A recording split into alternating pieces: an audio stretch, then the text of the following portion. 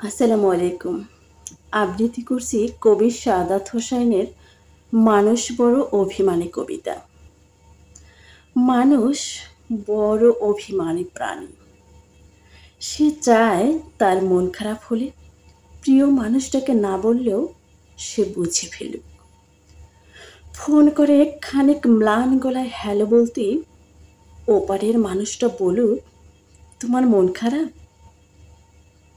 তার এলোমেলো চুল, খানিকটা লাল চোখ দেখে বলুক, তোমার ঘুম হয়নি রাতে? দুঃস্বপ্ন দেখেছ? টেনশন করছো কিছু নিয়ে?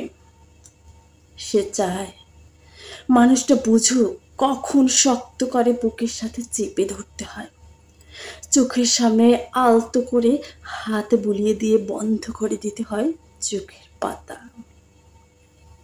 সে চায় মানুষটা বুঝুক কখন হাতের মুঠোয় হাত রাখতে হয়, ফিসফিসিয়ে বলতে হয়, আমি তো আছি, তবে মন খারাপ কেন?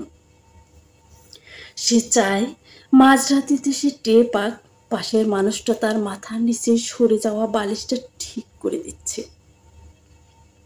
শেষ রাতে যখন খানিকটা হেম নামে তখন জড়িয়ে দিচ্ছে চাদর।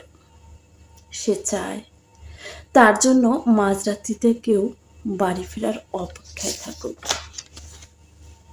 মনে রাখুক তার জন্মদিনের কথা, প্রথম দিনের কথা, স্পর্শ অনুভূতির কথা। সে চায় তাকে ছুঁয়ে দেখতে গিয়ে কেউ মিথ্যে অজুহাত বানাক, কেউ কপাল ছুঁয়ে বলুক, দেখি দেখি তোমার জ্বর নয় তো। অভিমানে দূরে সরে যেতে চাইতে কেউ বলুক, খানিক ভুল করেছি বলেই দূরে সরে যেতে হবে। তবে এই যে এত ভালোবাসি, তাতে আরো কাছে আসা যায় না? আরো আরো কাছে, অনেক অনেক কাছে। মানুষ বড় অভিমানী প্রাণী। তারা দুজনেই কেবল ভাবে এসবই ওই মানুষটা করুক, ওই অন্য মানুষটা, কিন্তু শেষমেশ করা হয় না কারোরই। তাই কাছে আসার রঙিন দিনেরা ক্রমাগত দূরে যাওয়ার ধূসর বিবর্ণ গল্প হয়।